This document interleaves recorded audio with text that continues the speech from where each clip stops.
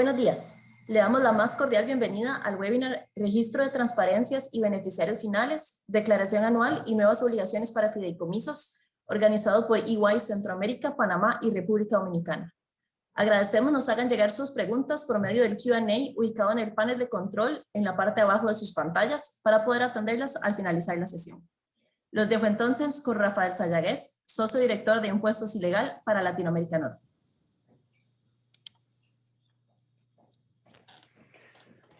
Muchísimas gracias, Priscila, y buenos días y bienvenidos a todas y todos a este nuevo evento de nuestra serie de webinar sobre temas de interés fiscal para el sector productivo. Muchísimas gracias por acompañarnos en este evento que hoy hemos preparado para ustedes para hablar de este tema de interés relacionado al registro de accionistas y beneficiarios finales, tema que ha generado tanta discusión y tanta controversia a través de todos estos años. El día de hoy vamos a contar con la participación de nuestro equipo especialista de nuestra práctica de legal e impuestos, donde vamos a contar con participación de Magna Morales, gerente de nuestra práctica de Law, Dani Lalgo, Senior Manager de nuestra práctica de Law, y Daniel Quesada, Manager de nuestra práctica de Política Fiscal y Controversia. La siguiente, por favor. La agenda que queremos cubrir con ustedes hoy va a enfocarse más que todo en temas de carácter práctico y de ejemplos de temas que hemos ido identificando a través de las experiencias que hemos acumulado en los últimos años en relación con el registro y algunos temas de interés sobre novedades que tiene este registro y los procedimientos que han ido evolucionando por parte de las distintas autoridades. Vamos a iniciar primero con un resumen muy rápido sobre a dónde estamos 5 años después de que se aprobó la ley y de que entró en vigencia este nuevo requerimiento. Vamos a ver la declaración anual y las nuevas obligaciones generales aplicables tanto para sociedades y ahora a los fideicomisos. Y después vamos a ver un tema de mucha relevancia que es cuál es nuestro entendimiento sobre el uso que le está dando la administración tributaria a la información que se está recopilando, para que podamos tener claridad y podamos prepararnos en relación a lo que eventualmente podría estar sucediendo con la data que nosotros estamos poniendo en el sistema. Y luego, dependiendo de nuestra disponibilidad de tiempo, vamos a tratar de atender algunas de sus preguntas que, como les dijo Priscila, les agradecemos que por favor vayan incluyendo en el chat de Q&A. Así que con eso, arranquemos.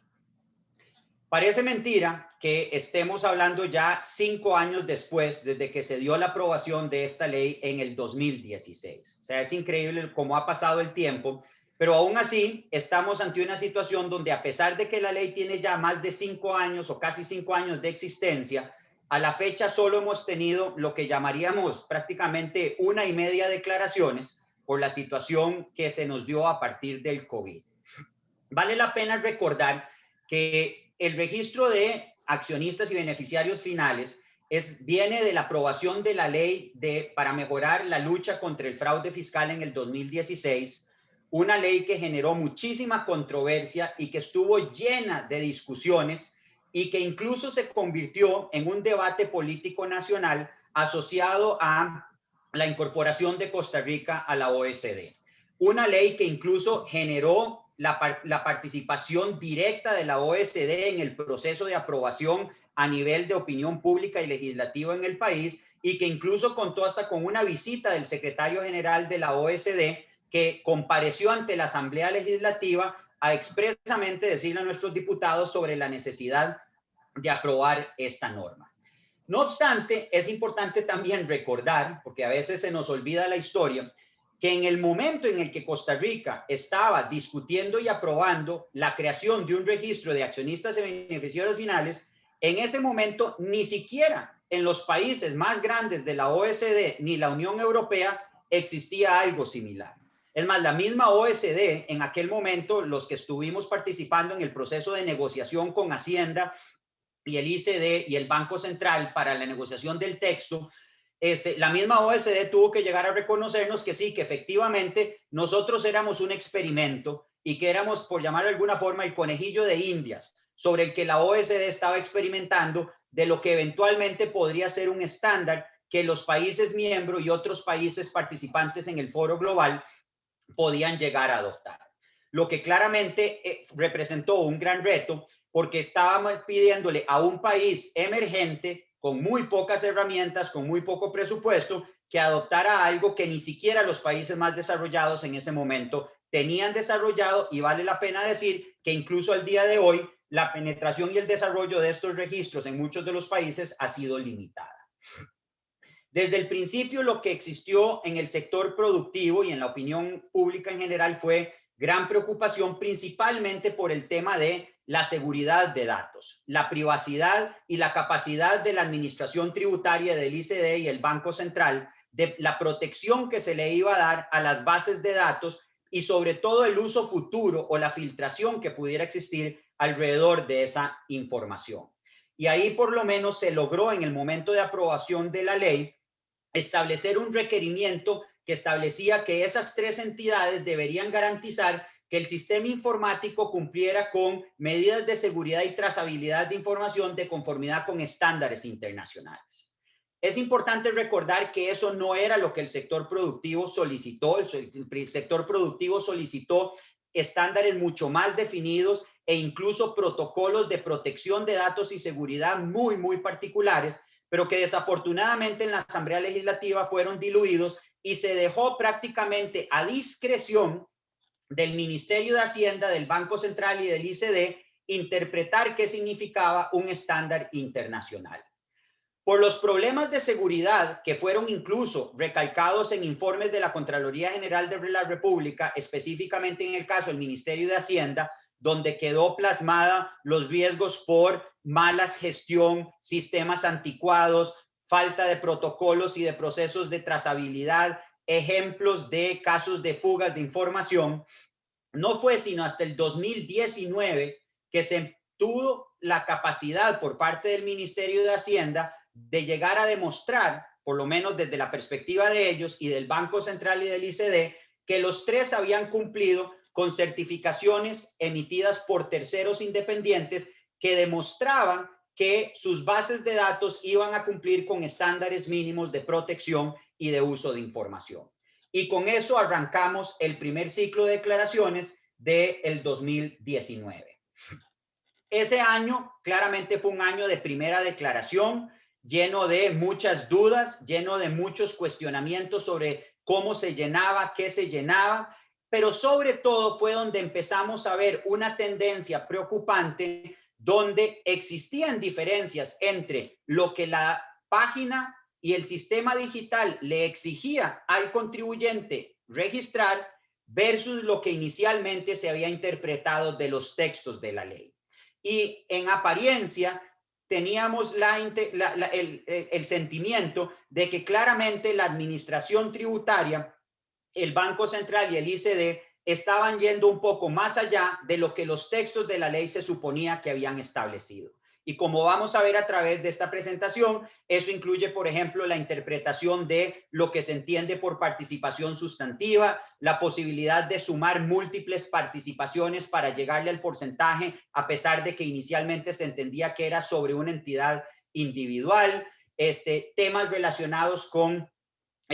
quiénes firmaban, cómo firmaban y las responsabilidades. Pero bueno, con eso arrancamos y se dio nuestra primera declaración y después, como resultado de la crisis de la pandemia, entramos en la primera circunstancia donde tuvimos que dar una moratoria, donde simplemente se determinó que para la declaración del 2020 se iba a cargar de oficio y en forma automática toda la información del 2019. Y con esto se dieron también las extensiones, por todo sabido, que resultaron en la moratoria para la aplicación de sanciones y después la extensión de plazos en el 2020 para la presentación hasta abril del 2021, que es donde estamos hoy. Entonces, en resumen, la situación que tenemos 5 años después, pero en realidad únicamente con 2 periodos de experiencia de declaración, es múltiples modificaciones a la resolución conjunta de alcance general por parte de los 3 órganos responsables, cambios en cuanto a la forma y el fondo de interpretación de la información que se debe cargar y la forma en la que se debe cumplir. Y más recientemente, una nueva inclusión de regulaciones y obligaciones para los fideicomisos, que son el nuevo vehículo legal que ahora se tiene que empezar a reportar. En la práctica hemos visto que se han adoptado algunas facilidades para los contribuyentes para reportar. Por ejemplo, la posibilidad, que tiene mucha lógica, de simplemente confirmar la información si no han habido cambios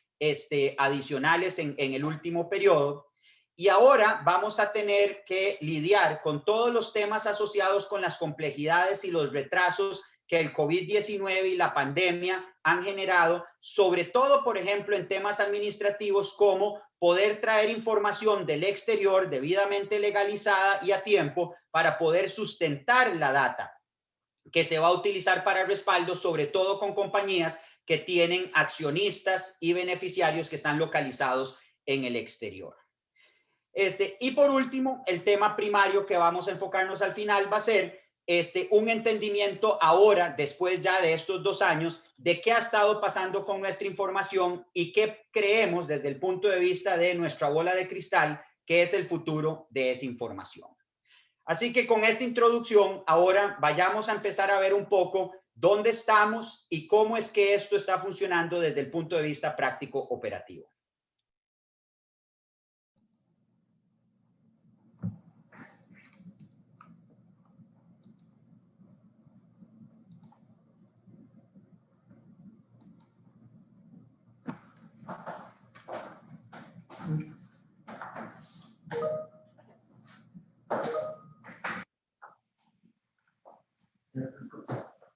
Buenos días. Bueno, para empezar,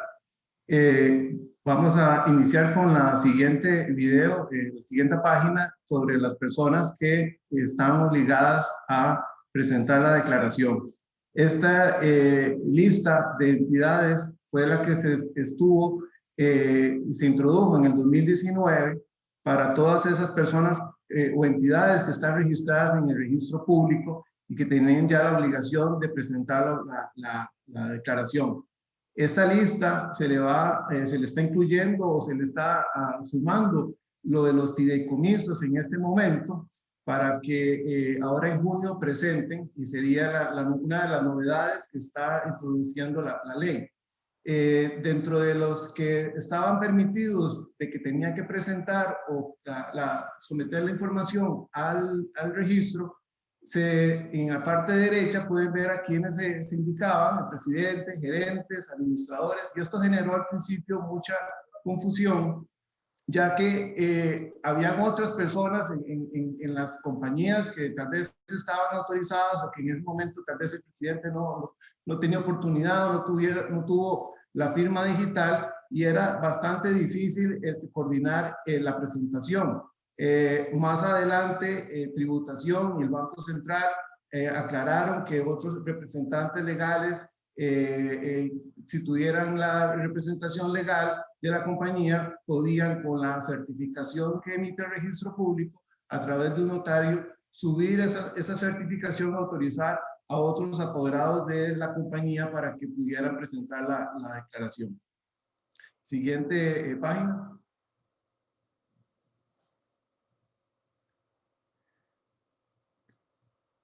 El registro de beneficiarios, ¿qué es lo que más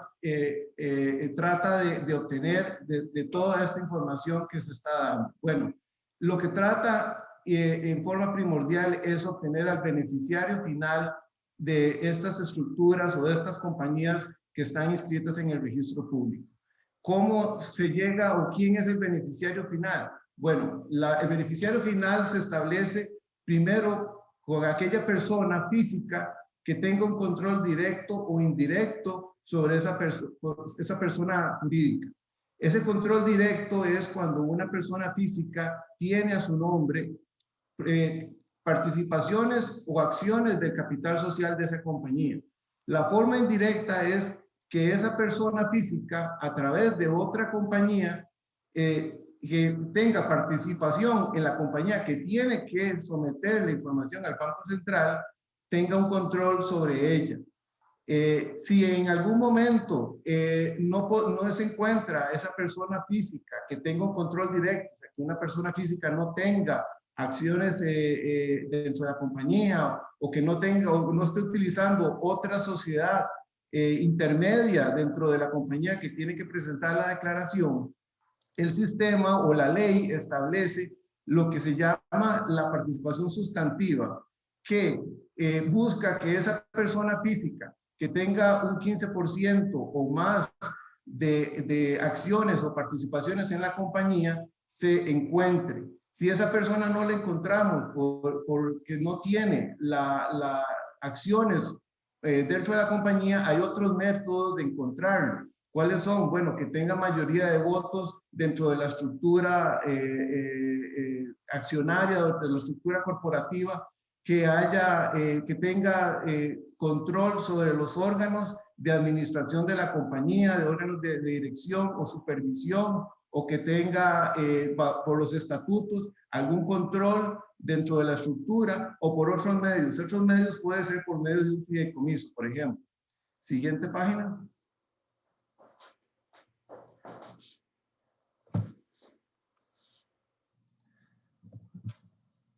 En cuanto a esta página que estamos presentando, la obtuvimos del Ministerio de Hacienda y nos pareció importante porque dentro del beneficiario final que se está buscando, no es solo dentro de la compañía que tiene que presentar la declaración al Banco Central. Esa participación sustantiva, ese control directo que tenga una persona en acciones de una compañía puede ser a través de toda la estructura. Esto es uno de las cosas más importantes que a través de la presentación de más de 200 declaraciones que hemos hecho, hemos encontrado que el sistema busca no solo ese beneficiario directo en el primer nivel o la persona que tiene que presentar la declaración, sino que va a sumar las participaciones que ella tenga a través de toda la estructura, a través de todos los niveles. Entonces, como vemos en este ejemplo, puede ser que la persona en un primer nivel tenga solo un 1%, en otros tenga otros, y el sistema lo va a estar sumando siempre. Esta es uno de los bemoles de la declaración aquí en Costa Rica, porque casi que nos somete a que tengamos a un ejecutivo, a una persona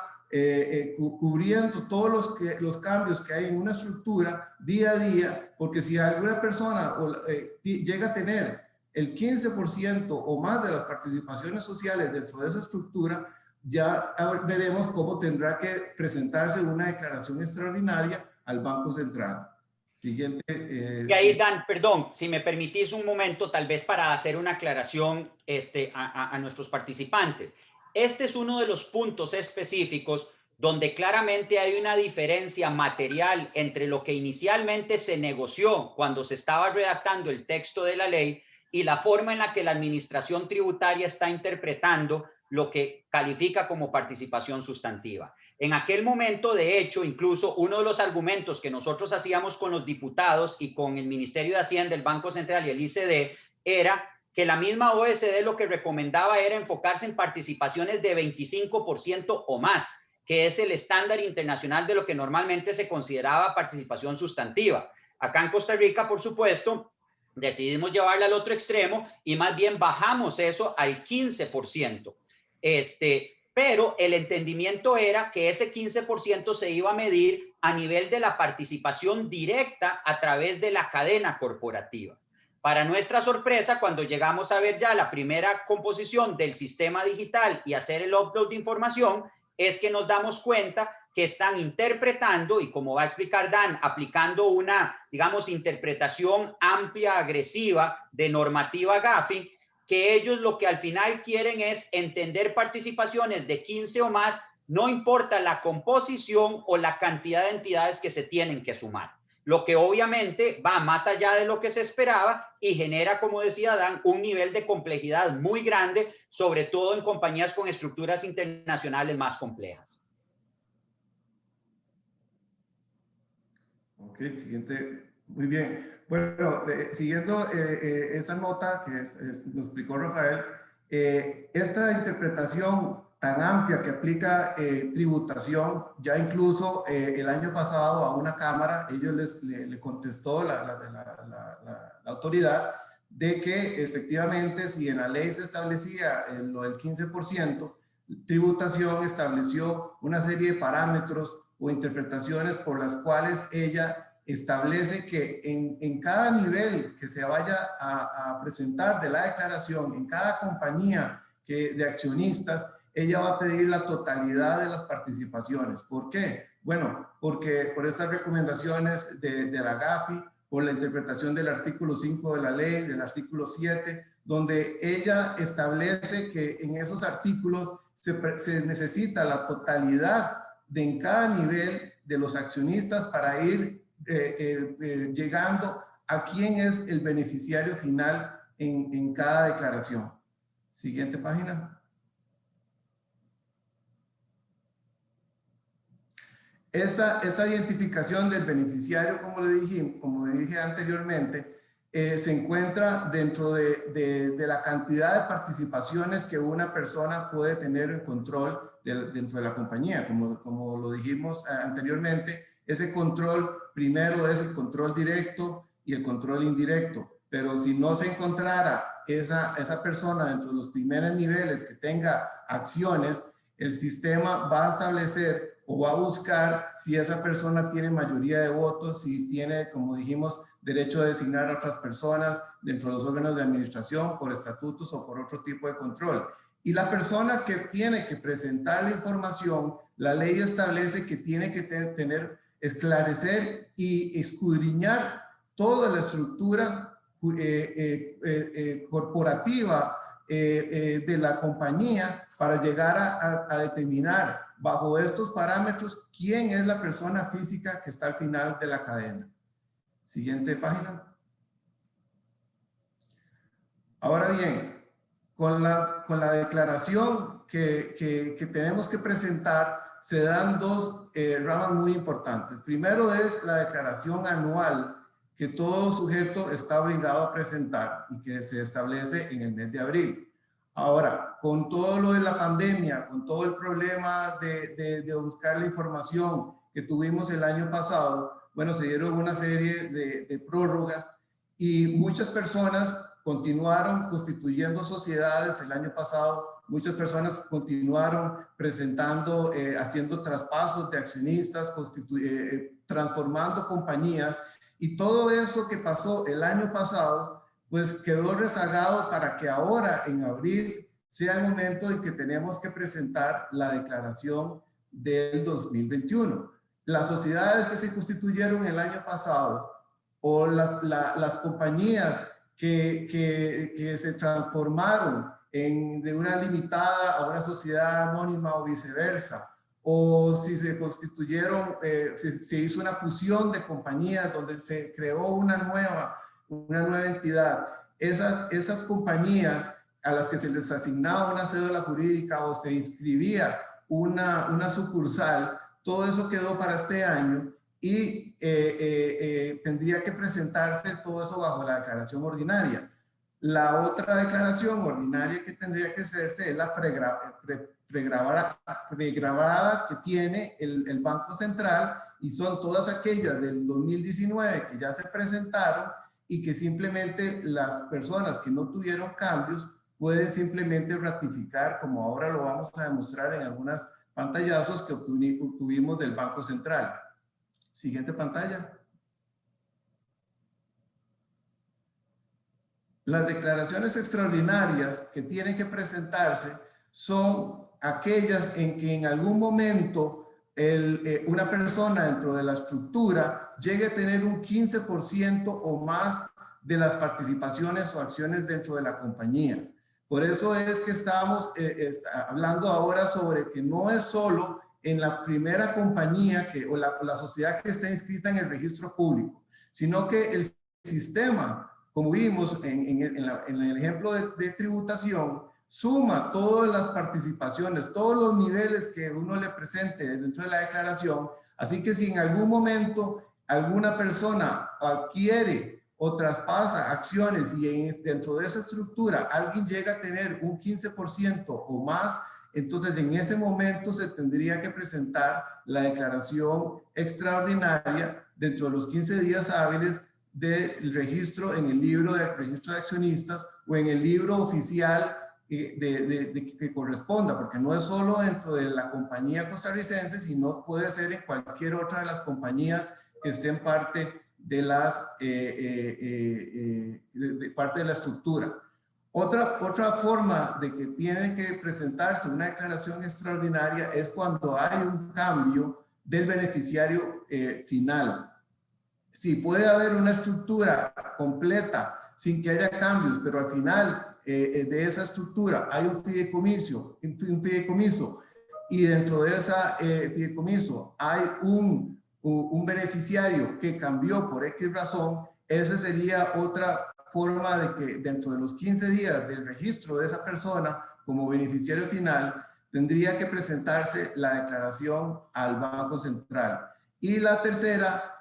caso, en caso de las extraordinarias, es cuando se llega a dar una fusión por absorción, donde también desde la inscripción en el registro se tienen 15 días para presentar la nueva declaración extraordinaria. Todas aquellas casos el año pasado que se dieron de que si hubieron transferencia de acciones, si hubieron cambios de beneficiarios, todo lo que pasó en el 2020 sería en ese momento donde primero tenemos que presentar la declaración extraordinaria para que el sistema se alimente y quede al día de lo que pasó, y entonces después procederíamos a presentar la declaración ordinaria del 2021. Siguiente página. Aquí tenemos un caso práctico ya de lo que sería, y me parece que muchas personas, todos tenemos el interés de conocer lo que el sistema está presentando para ratificar o las personas que no tienen que hacer ningún cambio tienen que presentar la declaración este año. Entonces, cuando llegamos a la página de la presentación de la declaración, lo primero que vamos a encontrar es que el sistema nos muestra que ya la compañía X, por ejemplo, esta que tenemos en pantalla, ya presentó la declaración del 2019 y ya aparece la del 2020 porque fue la que se extendió el año pasado. Si le marcamos agregar, nos daría la siguiente pantalla, por favor. Una vez que le damos a agregar, vamos a ver en la siguiente pantalla lo que nos aparece de las opciones para presentar la declaración. Y entonces aquí nos aparecen tres opciones, que es la opción ordinaria, la extraordinaria y la correctiva. Dentro de la ordinaria tenemos entonces que aquellos casos de compañías, por ejemplo, que se constituyeron el año pasado, que se constituyó una sucursal el año pasado, de que se hizo una transformación de una compañía sociedad anónima a una limitada el año pasado, todo eso tendríamos que presentarlo como una declaración ordinaria en este momento. Si fue que el año pasado hubo una transferencia de acciones o que hubo un cambio de beneficiario que no se pudo presentar, entonces presentaríamos o escogeríamos el campo de extraordinaria. Ahora bien, cuando obtenemos el campo de ordinaria, el sistema permite actualizar cierta información. ¿Qué pasa si tenemos que alguna compañía dentro de la estructura, dentro de algún nivel, cambió de nombre o alguna persona cambió de pasaporte, alguna persona cambió de correo o de dirección? Entonces, cuando aceptamos la opción de ordinaria, el sistema nos va a permitir que si yo quiero confirmar la información del 2019, me va a aparecer la base o la información que yo presenté en aquella fecha. En ese momento yo puedo hacer cambios de información a esa declaración.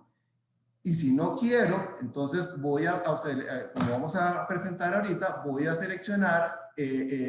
simplemente la ratificación. Si fuera un cambio de trascendencia, como que se hizo una transformación o que de una fusión se creó una persona, el sistema obviamente no va a tener esa base de información y entonces ahí tendríamos que tomar la opción de que habría que presentar, iniciar toda la declaración desde cero, como vamos a ver pronto en la siguiente pantalla. Aquí está cuando el sistema nos permite en la ordinaria y entonces nos da dos opciones, sí o no. Si es sí, es cuando vamos a ratificar o a confirmar la misma información que tenemos en el 2019, que no hay cambios. Y entonces, si no hay cambios, una de las ventajas ahora es de que no tenemos que volver a presentar o nos pide la ley que tengamos toda aquella documentación o soporte apostillado. La ley establece que en este caso, si no hay cambios, simplemente se ratifica y no tenemos que volver a pedir toda esa información que ha creado un caos y por eso mismo el año pasado se tuvo que prorrogar para este. En ese momento, si yo le doy sí, la opción me permite ir a ver el despliegue de la información que yo presenté en el 2019. Y en ese momento incluso yo puedo actualizar información, no corregir, actualizar información. Y una vez que la actualice, puedo enviar la declaración con la misma base que se presentó en el 2019. En el caso que yo aplique la opción de no, es porque tengo que llenar la opción de la declaración. Tengo que empezar desde cero. Ese es un caso, por ejemplo, de una sociedad que se haya inscrito el año pasado o de que el año pasado se haya hecho una fusión que se creó y de esa fusión se creó una nueva entidad que se le asignó un nuevo número de cédula jurídica. Esa información el Banco Central no la tiene. En este momento ya sería que tiene que hacer la declaración y entonces se escogería la opción de no y se empezaría desde la base de cero a someter toda la información que requiere el sistema. La siguiente, perfecto. Ok, aquí una vez que ya hayamos marcado, por ejemplo, que queremos confirmar la información del 2019, si le damos sí y le damos inmediatamente salir, el sistema ya nos monta o nos aparece con la declaración del 2021 lista y lo que procedería en este momento sería enviar la declaración y inmediatamente con dos pasos más se confirma y se envía la información y ahí ya quedaría terminado el proceso de presentación del 2021. Siguiente página. Aquí es un ejemplo donde ya le damos confirmar al sistema de que queremos enviar y una vez que le damos siguiente ya nos aparecerá la declaración que se va a presentar con todos los detalles y ya quedaría presentada. Siguiente. El caso de las declaraciones correctivas que apareció en el sistema es cuando, bueno, por algún error que se haya dado en la declaración, que yo me dé cuenta, que quiera corregir. En el 2019 no había un límite de presentación de estas declaraciones correctivas. Este año se está introduciendo un cambio que establece que solo podrán haber dos declaraciones correctivas, una a la declaración ordinaria y una única a la declaración extraordinaria dentro del mes de presentación de esas declaraciones, lo cual, bueno, resulta mucho más limitativo que el año pasado, perdón, que el sistema anterior o antes de esta fecha, porque como dijimos, antes no estaba esta limitante para hacer las correcciones. Siguiente página, por favor. Bueno, dentro de las sanciones que establece la ley, se informó mucho tributación y se alertó y se asustó a las personas, y efectivamente es una sanción grande que aplica en caso de que no haya presentación de la declaración. Ya tengo el ejemplo de un cliente que le aplicaron esa sanción porque no se presentó. Vimos que el tributación cuando se terminó el plazo de la presentación de la declaración del 2019, emitió un edicto genérico para todas aquellas personas que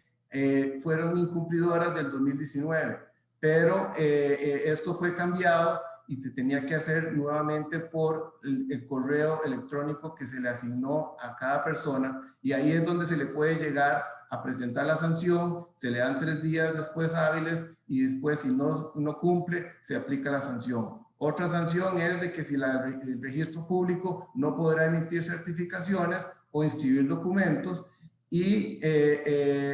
los notarios que emitan documentos a los obligados, si tienen la obligación de acceder a la base de datos, y si la persona no ha presentado la declaración, tiene que establecerlo en el documento que le emita para que se quede plasmado que está incumpliendo. Siguiente página.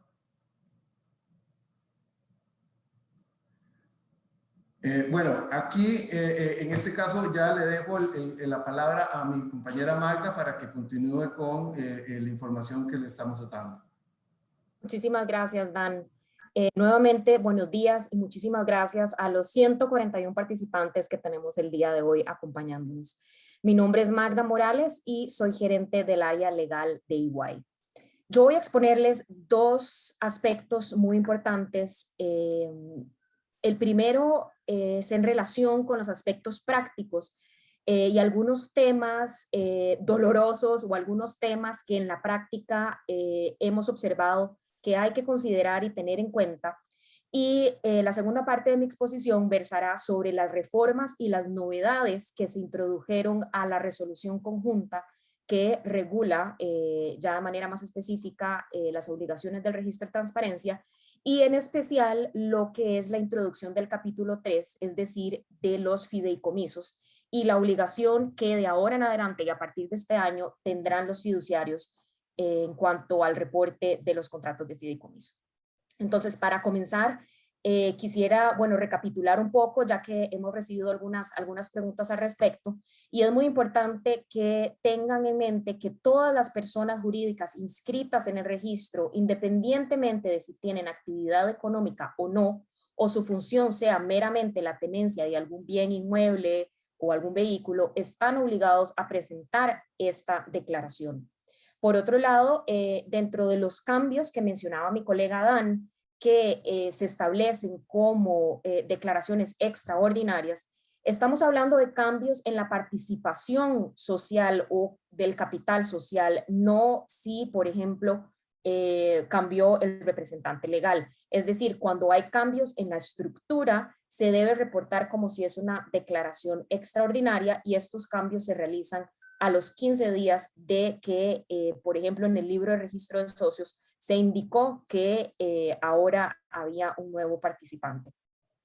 Por otro lado, es muy importante tomar en cuenta que la persona que declara debe contar con la documentación de soporte que acredite y respalde la declaración que se está realizando. En muchas ocasiones esta documentación puede venir de otros países, por lo que debe contar necesariamente con la apostilla,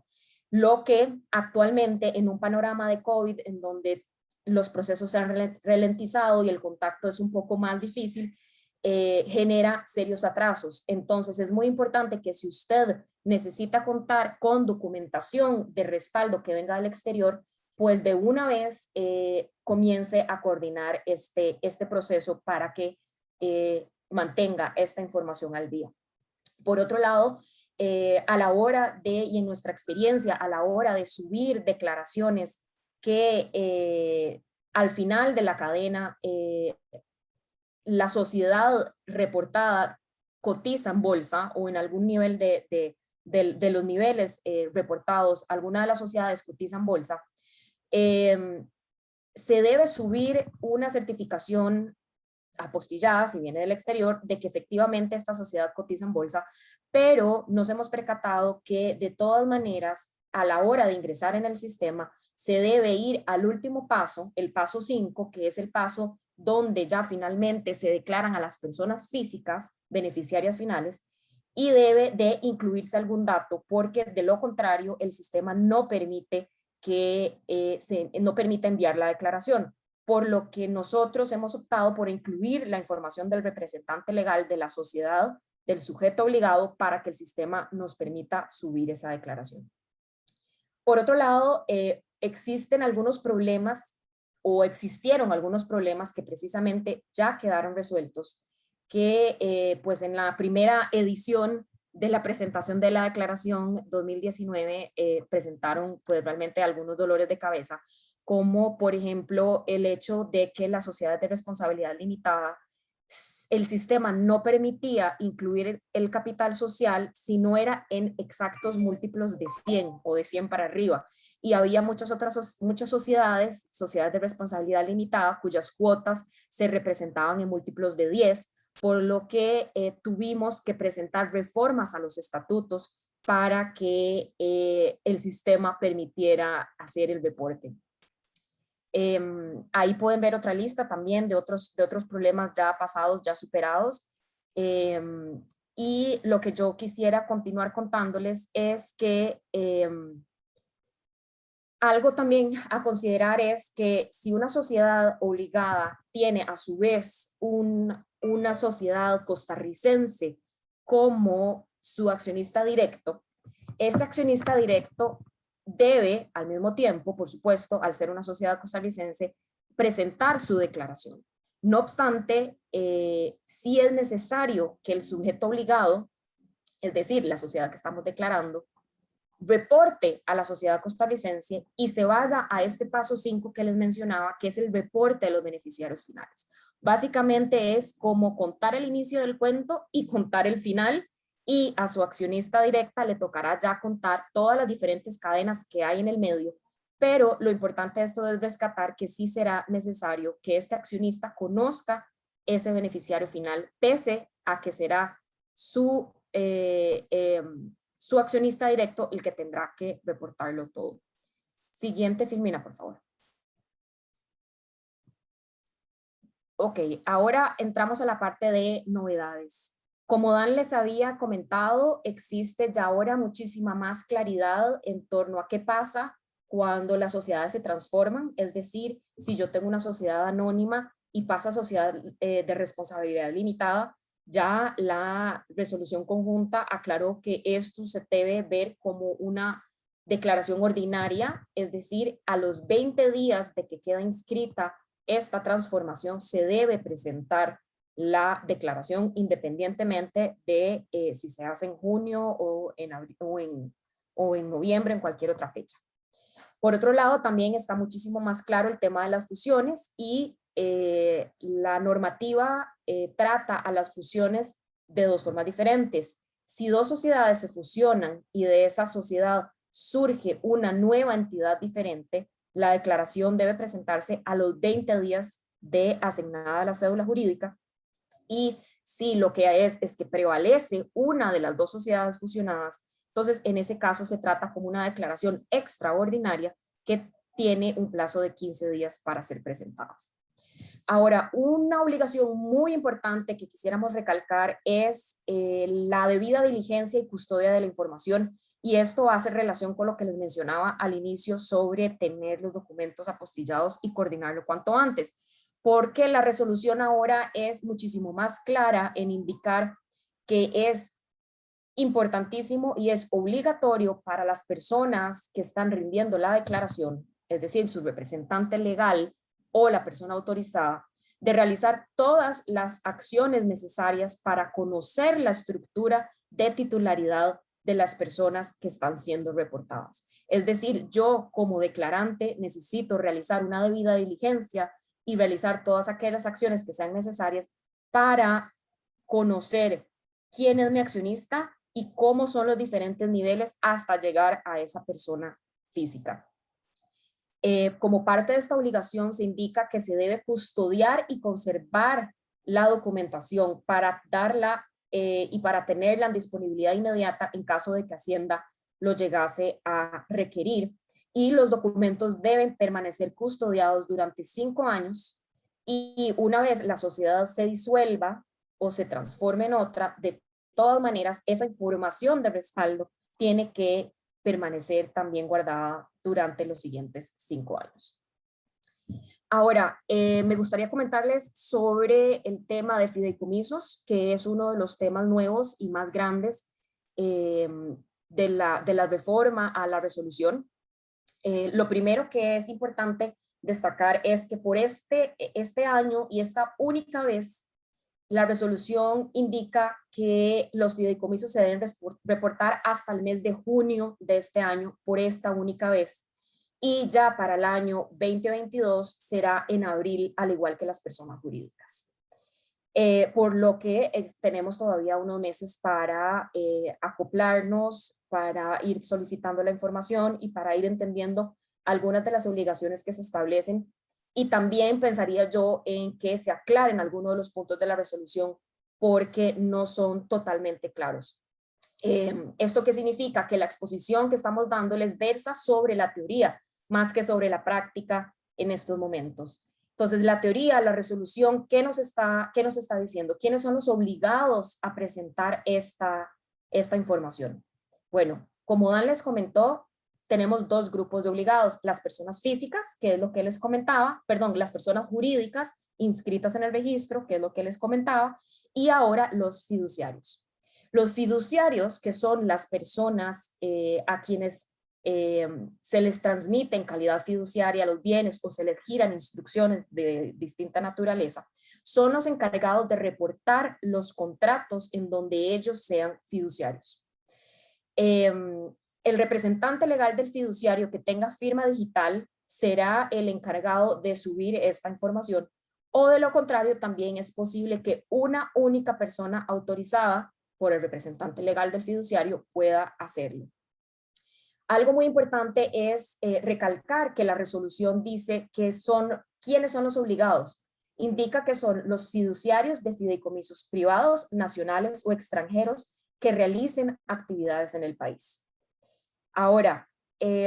como segundo punto, en tema de fideicomisos, es que para poder presentar esta declaración, será necesario que como primer paso, los fiduciarios soliciten una cédula jurídica o un número de identificación al Registro Nacional con el fin de que, según lo que indica la resolución, interactúen con el Estado y puedan, con este número de identificación, poder completar la declaración. Entonces, como primer paso, se debe solicitar esta cédula jurídica para cada fideicomiso, para cada contrato. Posterior a eso, el representante legal de la fiduciaria debe apersonarse ante un notario o una notaria pública para que el notario acredite la información de este fideicomiso y la información del fiduciario en el sistema del registro. Entonces ya contamos con 2 pasos previos que deben realizarse antes de poder efectivamente realizar la declaración de los fideicomisos. Ahora, una vez que tengo esta información, ¿qué es lo que debo presentar? ¿Qué es lo que debo declarar? La resolución aquí no hace distinción sobre porcentajes de beneficios o posibilidad de control, sino que indica que se deben identificar a todos los participantes del fideicomiso, empezando por el fiduciario, quién es el fideicomitente, quiénes son los beneficiarios, si existen otras figuras, por ejemplo, protector del fideicomiso, y en fin, también identificar a todos aquellos participantes que tengan control o beneficios en el fideicomiso y, como les comento, independientemente de si mi beneficio es de un 1%, del 100% de los beneficios que se están dando en ese fideicomiso.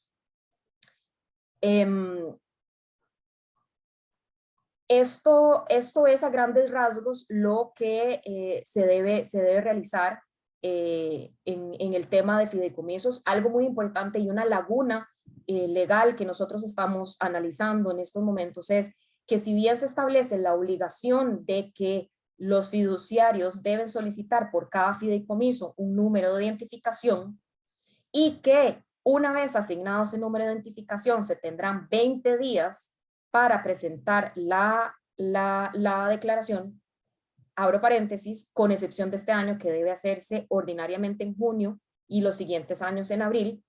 Una vez que se asigna esa cédula se tienen 20 días. Sin embargo, no es clara la ley sobre cuánto tiempo tiene un fiduciario entre que firma el contrato de fideicomiso y se debe asignar una cédula jurídica, por lo que esperamos que existan aclaraciones al respecto en las próximas semanas.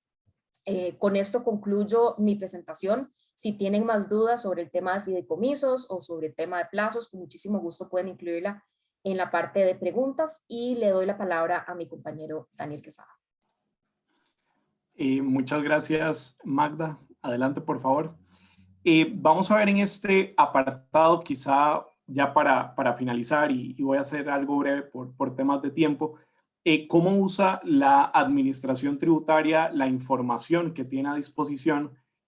ya en el registro de transparencia y beneficiarios finales, que justamente se nutre de todas esas declaraciones que hacen las personas y estructuras jurídicas obligadas al suministro de información, y que pues vamos viendo cómo día a día pues se suma información, por ejemplo ahora con la obligación de los fideicomisos de comenzar a hacer el suministro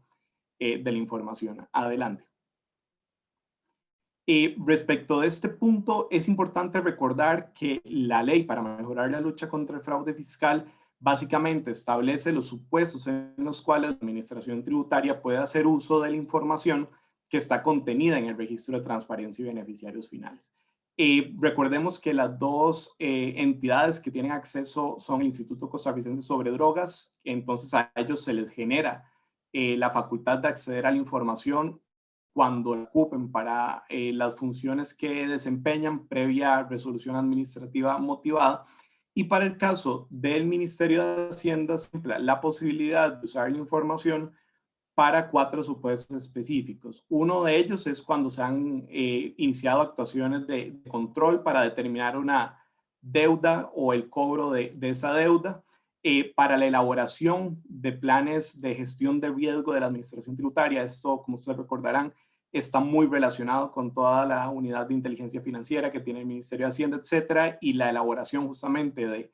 esos planes con base en riesgos identificados que realizan. Otra posibilidad de usar la información es para el intercambio de información que esté amparado en convenios o instrumentos internacionales, como pueden ser convenios de doble imposición con cláusulas de intercambio de información o tratados de intercambio de información tributaria directamente. Este justamente también era una de las razones por las cuales, y que ya Rafael lo explicaba anteriormente, se exigía en cierta medida con base en estándares internacionales la puesta a disposición de la información sobre el beneficiario final. Y también el último supuesto que tiene el Ministerio de Hacienda es la ejecución de inspecciones tributarias por medio de los funcionarios de las áreas de fiscalización. Esto ya en la práctica sí hemos visto que se ha estado materializando y adelante por favor, vamos a ver un par de ejemplos. Perdóname, señor. Tal vez nada más, perdón, un comentario sobre el slide anterior y un tema relevante, y es una de las cosas que más cuestionamos y que generó mucho debate cuando estábamos en la discusión de la reforma contra el fraude fiscal, es precisamente ese punto 2 que habla de elaboración de planes de gestión de riesgo. Y ese es muy probablemente una de las áreas en donde todavía al día de hoy a nosotros nos genera un poco de preocupación la forma en la que se utiliza la información. Cuando nosotros estábamos negociando el texto de la ley, se suponía que cuando se hablaba de que para la información iba a tener acceso el Ministerio de Hacienda, que se pretendía que eso se circunscribiera al órgano máximo de la administración tributaria, que era la Dirección General de Tributación, e incluso que tuviera que ser a través de procesos de control donde el mismo director, inclusive general, tuviera responsabilidad personal sobre el uso de la información. Pero desafortunadamente nos salieron con, y aquí hay que decirlo así, con el cuento de que hay múltiples administraciones tributarias Y como la administración está dividida entre la Dirección General de Tributación, la Dirección de Grandes Contribuyentes, las grandes empresas regionales, pero además ahora existe que hay una que es la Dirección General de Inteligencia Tributaria, que es la que precisamente se encarga de hacer las investigaciones previas y hacer, como lo dice la palabra, trabajos de inteligencia para determinar cuáles son aquellos contribuyentes, aquellas industrias, aquellas compañías específicas a las que se le debería de poner más atención para estarlas fiscalizando, porque se considera que pueden estar generando algún riesgo tributario. Y desafortunadamente, en la forma en la que quedó redactada la ley, se le dio potestad directa a ese grupito, a ese ente dentro de la Dirección General de Tributación, que es el Departamento de Inteligencia, para pedir el acceso a la información. Por lo que entonces, cuando nosotros creemos que es solo un grupo muy particular dentro de la Administración Tributaria que puede pedir y accesar la data, la realidad es que son múltiples. Y además, no la están pidiendo solo para poder hacer un proceso de fiscalización específica, sino para ellos incluso al interno ponerse a teorizar y pensar a quiénes deberían de estar investigando. Lo que desde nuestra perspectiva claramente representa un nivel de riesgo mayor de potencial mala utilización de la información, potencial usos indebidos desde un punto de vista, ojalá que no lleguemos a eso, pero que por experiencia en otros países de Latinoamérica es una realidad, que es el concepto de targeting político, e incluso eventualmente fuga de información por las múltiples personas dentro de tributación que están accesando la data, más allá de casos específicos de auditorías o fiscalizaciones. Correcto, gracias. Adelante, por favor. Okay. En relación con lo que mencionaba Rafael, que vamos a ver más adelante sobre gestión de riesgos, está también el uso de la información por parte de la Administración Tributaria para fiscalizaciones. ¿Y qué es lo que hemos visto que está sucediendo en la práctica? Y tenemos dos ejemplos muy concretos de fiscalizaciones recientes que hemos tenido la posibilidad de atender. Uno de ellos es el requerimiento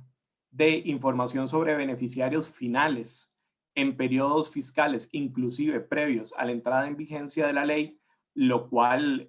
pues podría llegar a representar una aplicación retroactiva de la norma, porque previo a la aprobación en el 2016 no tenía la obligación que establece la ley para mejorar la lucha contra el fraude fiscal de tener identificado el beneficiario final, y lo hemos visto en un par de fiscalizaciones ya, en los cuales se le ha tenido que explicar justamente a la Administración Tributaria la improcedencia de la solicitud. Y también estamos viendo cómo en estas fiscalizaciones se pide directamente al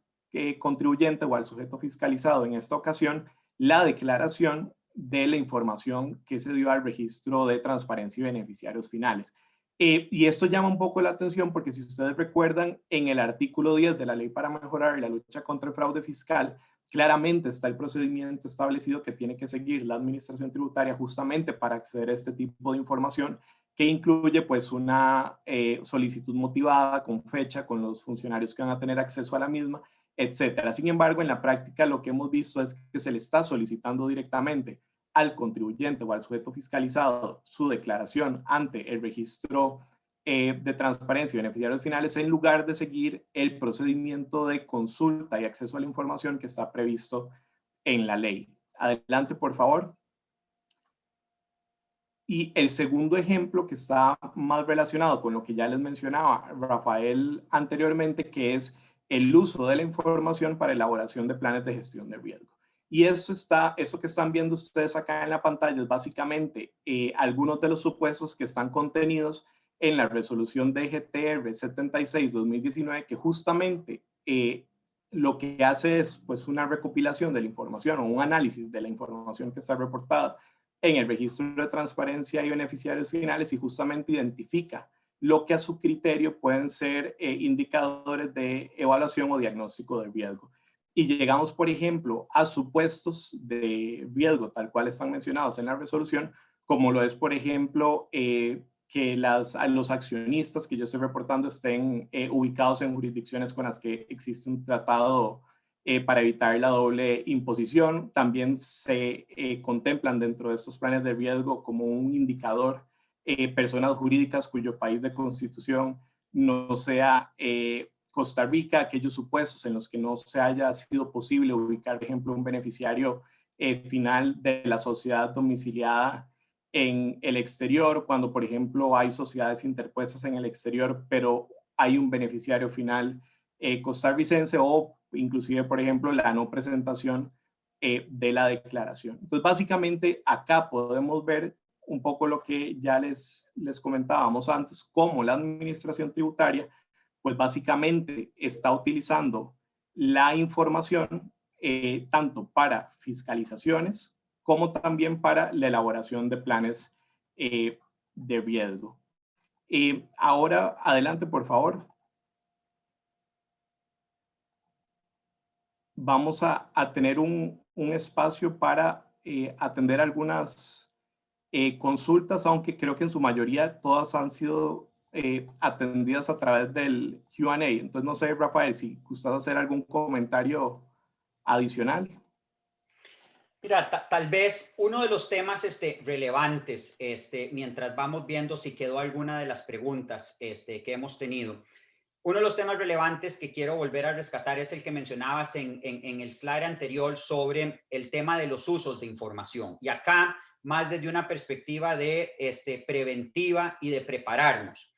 Acordémonos, como hablamos ahora, que si bien es cierto la ley tiene 5 años, de solo hay una declaración completa, porque la del 2020 en realidad fue un copy-paste de lo que ya se había reportado en el 2019, salvo aquellos que hayan tenido algunos cambios específicos. Y hasta ahora es que vamos a tener una segunda declaración completa, donde la administración tributaria y el ICD en este caso van a poder empezar a aplicar los procesos de data analytics para empezar a hacer control de información, empezar a ver específicamente lo que estaba en un año versus el otro. Y acá es donde verdaderamente van a empezar los procesos de gestión y eventualmente de fiscalizaciones asociadas con el uso de esta información. Entonces, creo que este año va a ser fundamental porque después de que se complete este ciclo en abril, es donde podemos empezar a esperar unos meses después que puedan empezar a darse las acciones específicas por parte de la administración tributaria como resultado de los procesos internos comparativos que se pueden dar. Por ejemplo, si yo reporté que yo tenía una participación en la compañía A en la declaración del 2019 y así quedó también en el 2020 y ahora para el 2021 ya no aparece nada a mi nombre,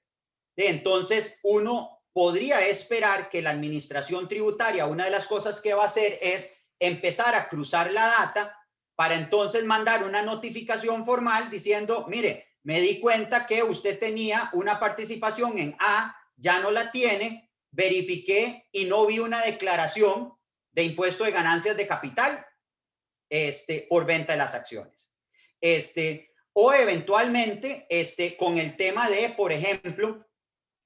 si yo reporté que dentro de la cadena de participaciones tengo una entidad que está en un país contratado, con base en algunas declaraciones que hemos visto en la administración tributaria, es probable que esa vaya a ser un área de enfoque hacia adelante y el registro de accionistas directo, por ejemplo, es una de las fuentes que la administración tributaria podría empezar a hacer dentro de sus planes de inteligencia y preparación de planes de fiscalización específicos para grupos, industrias o temas particulares que vayan a decir, bueno, voy a verificar todas las compañías que reportaron que tienen accionistas con participación sustantiva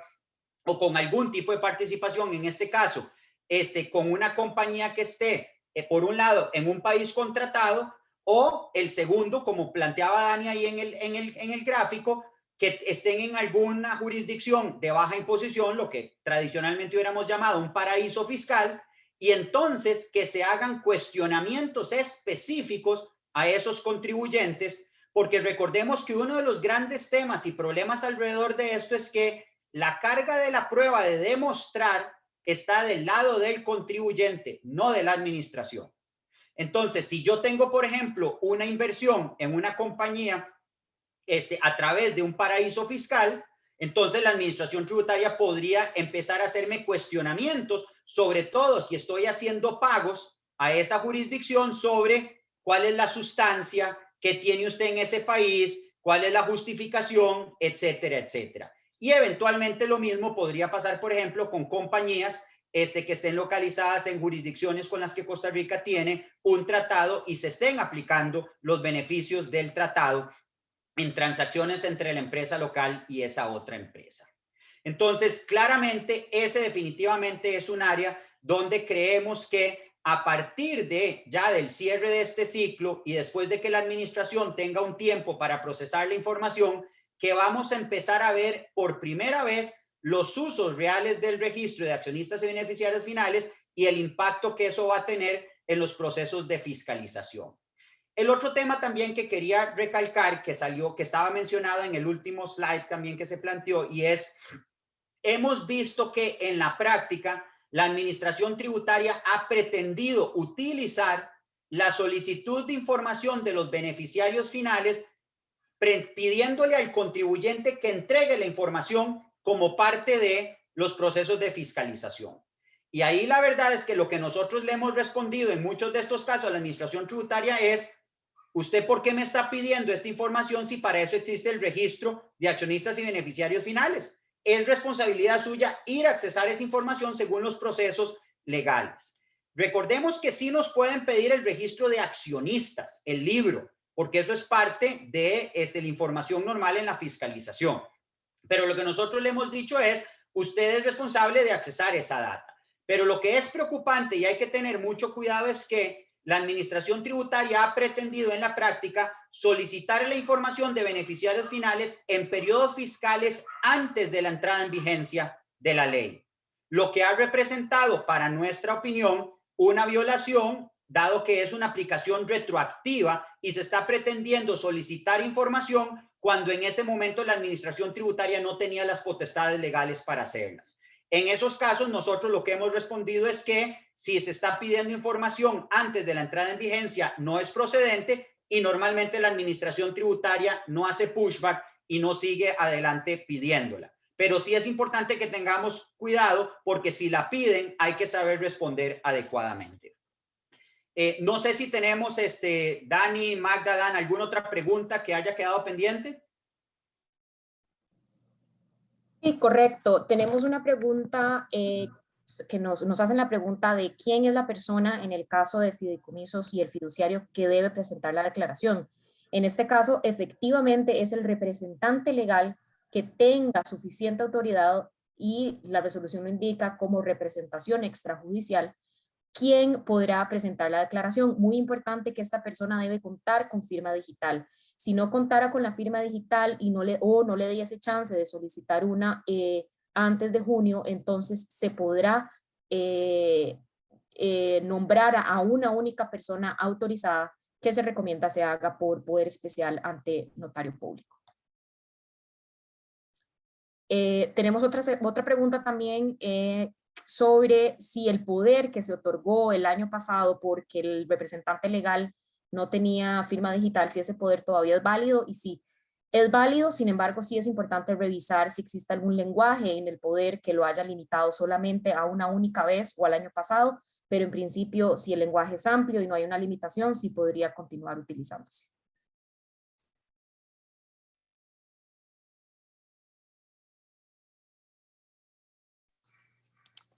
Gracias, Magda. ¿Quedó alguna otra? Y tal vez, Rafa, una última que veo que está acá en el chat y creo que ya con esta podemos concluir. Tenemos una pregunta de un participante que nos indica qué llevó a incluir a los fideicomisos al registro. Tal vez acá es importante recordar que la obligación de los fideicomisos como sujetos obligados a reportar información al registro de transparencia y beneficiarios finales está prevista desde la aprobación de la ley para mejorar la lucha contra el fraude fiscal en el 2016, y lo que faltaba era el desarrollo de la aplicación y la forma en la que se iba a declarar la información, pero la obligación sí se encontraba prevista desde la aprobación de la ley. Ok, perfecto, perfecto. Bueno, yo creo que con eso completaríamos el ciclo de preguntas. Bueno, nuevamente agradecerles a todas y todos por su participación. La verdad que un evento con una participación muy positiva. Llegamos a tener más de 141 personas en el día de hoy participando con nosotros. Agradecerles nuevamente por estar con nosotros en un nuevo evento y en este ciclo que hemos venido manteniendo de presentaciones virtuales a través, ya parece mentira, del último año, desde que arrancamos con la pandemia. Como siempre, quedamos a su disposición para poder aclarar cualquier otra duda que puedan tener al respecto. Quedamos también a su disposición para ampliar temas específicos que puedan tener. Gracias de nuevo, que estén muy bien y cuídense mucho.